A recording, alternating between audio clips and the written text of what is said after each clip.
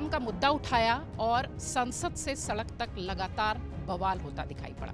जो तस्वीरें आपको पिछले एक हफ्ते से या पिछले 4-5 दिनों से लगातार दिख रही थी, क्या उसका मतलब सिर्फ उतना ही था? राहुल गांधी की एक स्ट्रेटेजी का हिस्सा है कि वो नैरेटिव बनाना चाहते हैं। विपक्ष के अंदर जो राहुल गांधी की परफॉर्मेंस रही है उससे कोई सहमत है या नहीं सहमत है, लेकिन राहुल गांधी जिस स्टाइल की पॉलिटिक्स करते हैं, जिस अंदाज की पॉलिटिक्स करते हैं, वो तो उसी स्टाइल से ही करेंगे। वो मेरे कहने से या किसी के कहने से नहीं बदल सकते। राहुल गांधी जी लेफ्ट में पहुंच गए। अब क्या हो रहा है कि जो लेफ्ट की जो स्ट्रैटेजी पहले हुआ करती थी, लेफ्ट संसद में भले कितनी सीटें हों लेकिन खबरों में पूरे होते थे, तो राहुल गांधी जी संसद में उनका रोल कितना है या उनका रोल नीति निर्माण में जितना है उससे कहीं ज्यादा खबरों में होता है। तो आप नहीं चाहते कि पार्लियामेंट भी पार्लियामेंट की तरह और ऑपोजिशन वहां रहे, ताकि वो सवाल जो है आपके सामने, क्योंकि हो क्या रहा है देखिए कि सत्ता ये सोचती है कि वो ऑल पावरफुल है, वो उसको ये राइट दे दिया गया कि वो चाहे वो जो करे वही सही होगा।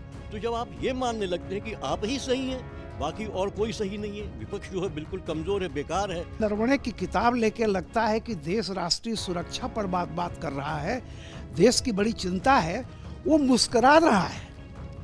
राष्ट्रीय चिंता अगर होती तो आपका कम से कम आप गंभीर होते उस बात पर। किताब लेकर के कैसे मुद्दे पर आप बात कर रहे हो, मुस्कुरा रहे हैं, तो जाहिर सी बात है वहाँ राष्ट्रीय नहीं है, वहाँ मोदी से स्कोर सेटल करना है। 1962 में भारत चीन युद्ध को लेकर हेंडरसन ने भी किताब लिखी थी।